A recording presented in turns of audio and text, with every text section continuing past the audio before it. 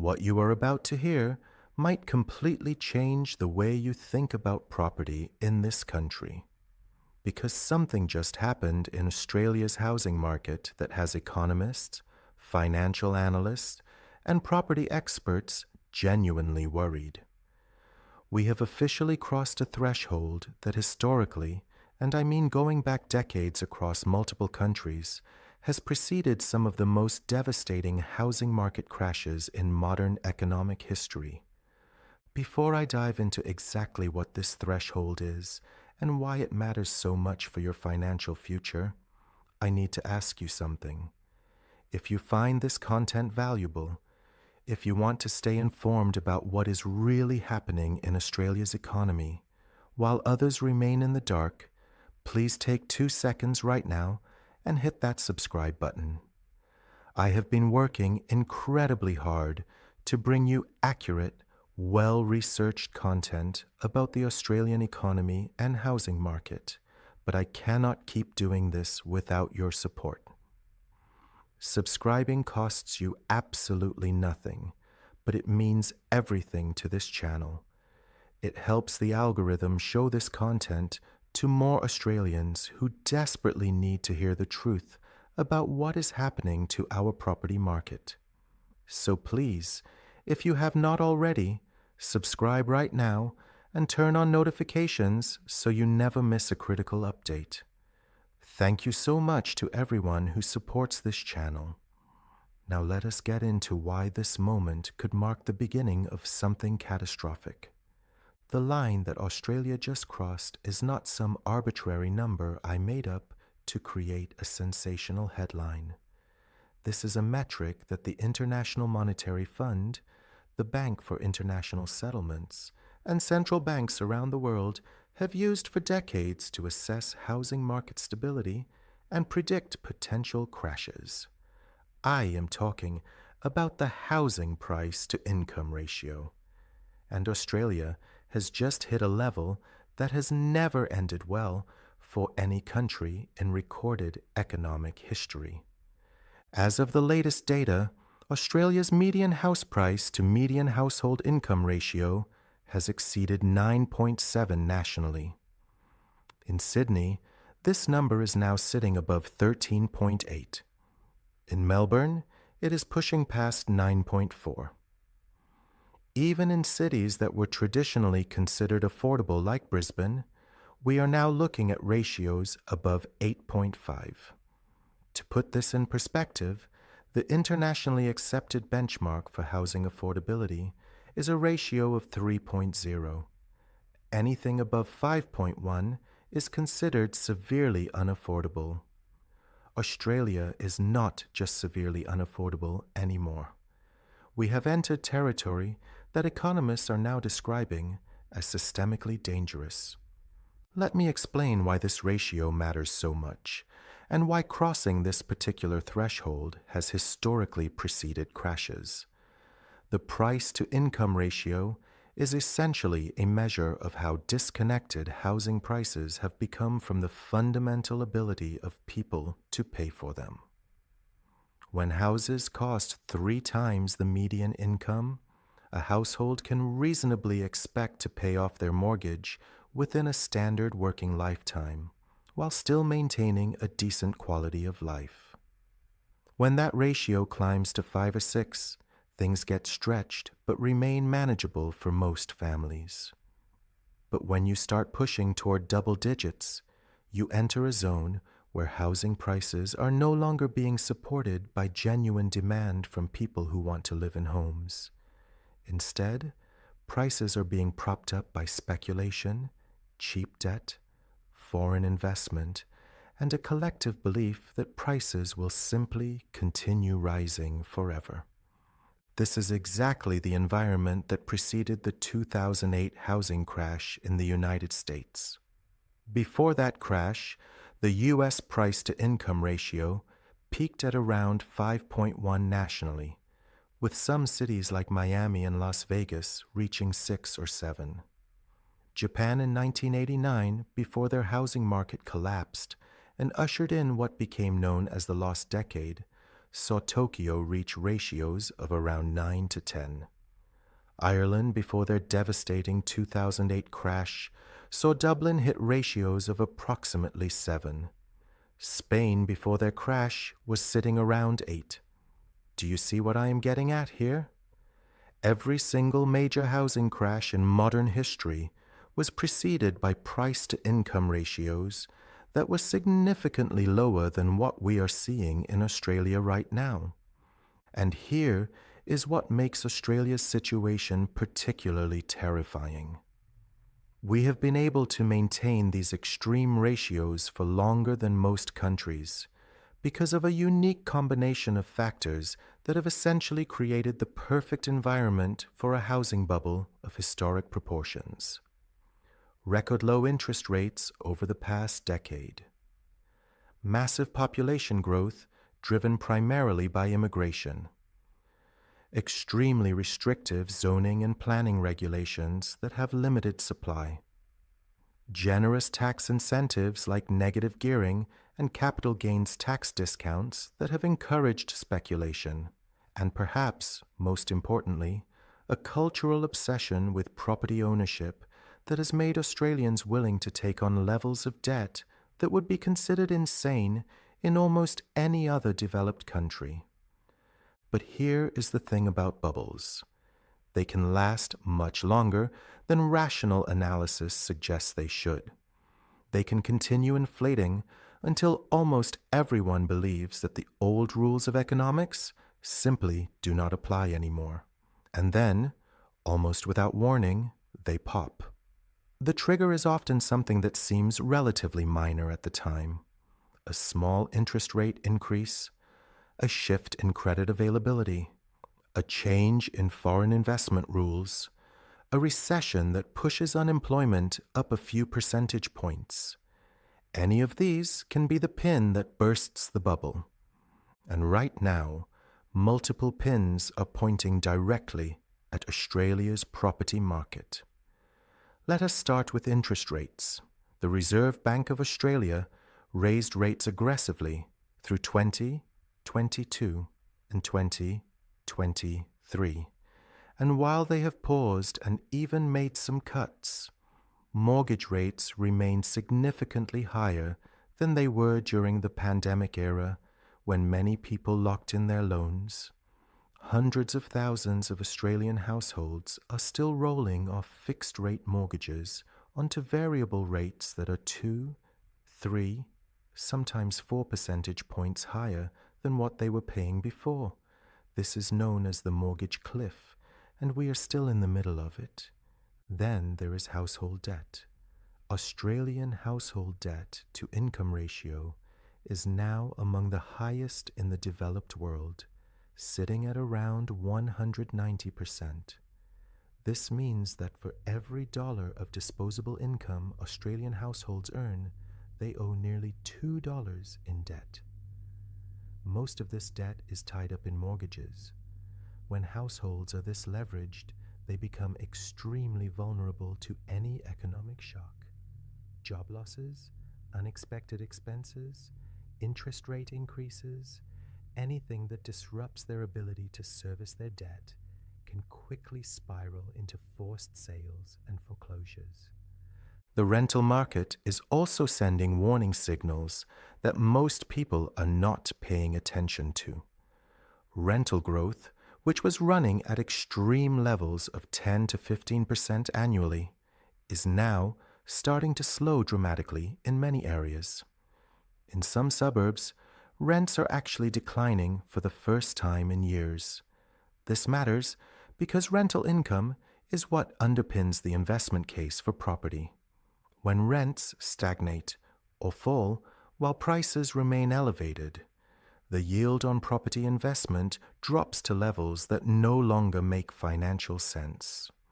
We are now seeing gross rental yields in Sydney and Melbourne sitting at around 2.5 to 3%. After accounting for costs like council rates, strata fees, maintenance, property management, and insurance, many investment properties are now generating negative cash flow even for investors who bought years ago at lower prices. The construction industry is another flashing red warning sign. Major builders have been collapsing at an alarming rate over the past 2 years. Porter Davis, Lloyd Group, PBS Building, ProBuild. These are not small companies. These are major construction firms that employed thousands of people and were building thousands of homes. The construction industry is being squeezed by a perfect storm of rising material costs, labor shortages, fixed price contracts that are now underwater, and slowing demand as fewer people can afford to build new homes. When construction slows, it creates a ripple effect through the entire economy. Construction is one of Australia's largest employers and a significant driver of economic activity. Foreign investment, which has been a major driver of Australian property prices for decades, is also changing.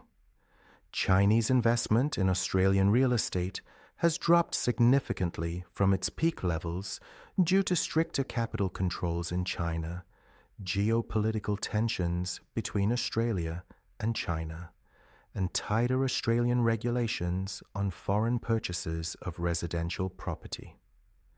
This removes a significant source of demand from the market. Now, I want to be very clear about something. I am not saying that Australian property prices are going to crash tomorrow. I am not saying that everyone should panic sell their homes. Predicting the exact timing of a market correction is essentially impossible. Markets can remain irrational far longer than any individual can remain solvent. What I am saying is that the conditions are now in place for a significant correction to occur, and the historical evidence strongly suggests that markets do not stay at these extreme levels indefinitely. Let me walk you through what a correction might actually look like in Australia, because there are several possible scenarios, and they have very different implications depending on who you are and where you own property. The first scenario is what we might call a soft landing. In this scenario, prices essentially flatline for an extended period while incomes gradually catch up. If nominal house prices stay constant while wages grow at 3 to 4% annually, it would take roughly 15 to 20 years for price-to-income ratios to return to anything resembling normal. This is actually the best-case scenario, but it requires everything to go right. No recession, no spike in unemployment, no external shocks, continued strong immigration, and wages that actually grow consistently above inflation. Given the current global economic environment, this scenario seems optimistic. The second scenario is a moderate correction of around 15 to 25%. This is similar to what we saw in 2017 to 2019, when Australian house prices fell around 10 to 15% nationally, with some areas experiencing drops of 20% or more. A correction of this magnitude would be painful for recent buyers, but would likely not trigger widespread financial instability. Banks would see increased stress in their mortgage books, but would remain solvent. Many over-leveraged investors would be forced to sell, but the broader economy would likely survive without a severe recession. The third scenario is a severe correction of 30 to 40% or more. This is what happened in the United States, Ireland, and Spain during the 2008 financial crisis. A correction of this magnitude would be catastrophic for Australia. It would wipe out trillions of dollars in household wealth. Banks would face serious solvency concerns given how concentrated their lending books are in residential mortgages. The construction industry would essentially collapse. Unemployment would spike as the economic shockwaves rippled through the economy. consumer spending would crater as households affected by negative equity dramatically cut back on discretionary spending. The government would likely need to intervene with massive stimulus packages to prevent an outright depression. The likelihood of each scenario depends heavily on factors that are difficult to predict. Will immigration remain at current high levels? Will interest rates increase further or decrease? Will a global recession occur? Will there be changes to tax policies that affect property investment? Will banks tighten lending standards? Each of these variables could push the outcome toward either stability or crisis. What we can say with confidence is that the fundamentals of the Australian housing market are severely stretched and that the risks are heavily skewed to the downside. When prices are this disconnected from incomes, the potential for gains is limited, while the potential for losses is substantial. So what should you actually do with this information? That depends entirely on your personal circumstances. If you are a homeowner who bought years ago and has substantial equity, your situation is relatively secure. Even a significant correction would likely leave you with positive equity. Your home is presumably where you live and plan to continue living, so paper losses do not immediately affect your day-to-day life. The main risk for you is if you need to sell during a down market due to job loss, divorce, or other life circumstances.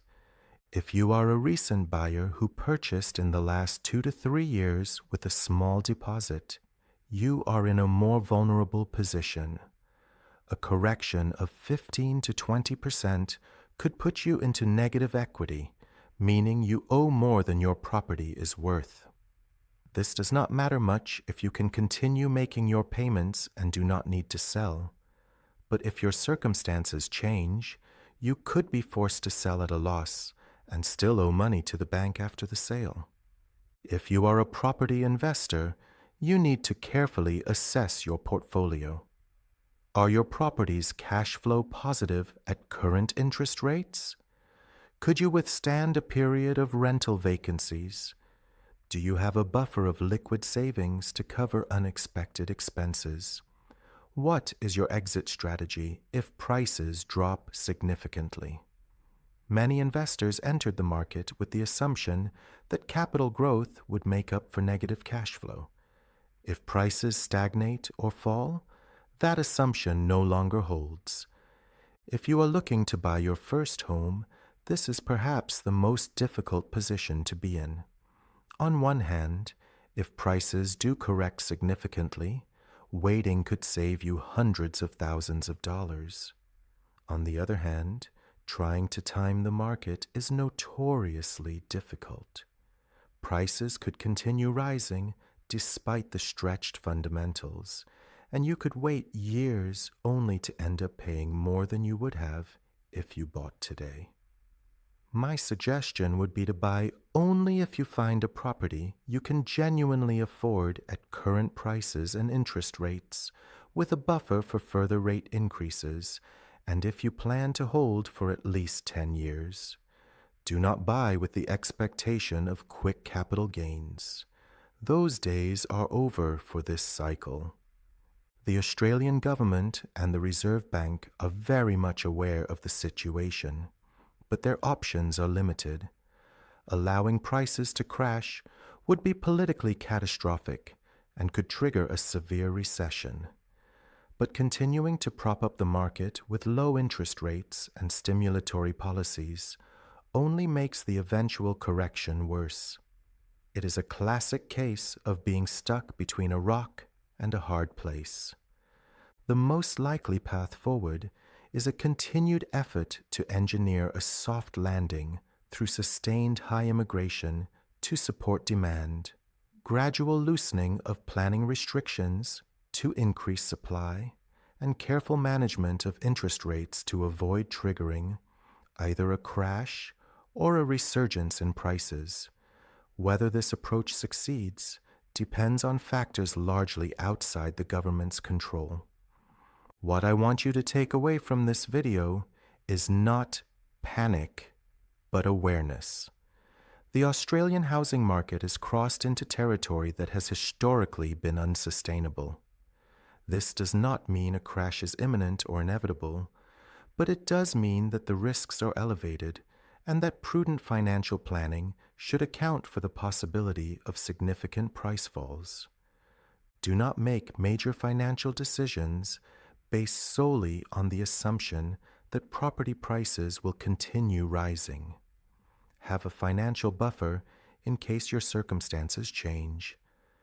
Be realistic about the risks you are taking, and stay informed about what is actually happening in the market, rather than relying on vested interests who have every reason to keep you believing that prices only go up. The housing market is not going to crash because I make a video about it, but it might crash because the fundamental no longer support current prices, and because history has a way of reasserting itself when markets become too detached from reality. Thank you for watching this video all the way through. If you found it valuable, please show your support by subscribing to the channel and sharing this video with anyone you know who needs to hear this information. The more people who understand what is really happening in our property market, the better prepared we will all be for whatever comes next. I will continue bringing you honest, well-researched analysis of the Australian economy. Hit that subscribe button so you do not miss the next update. Until next time, take care of yourselves and your finances.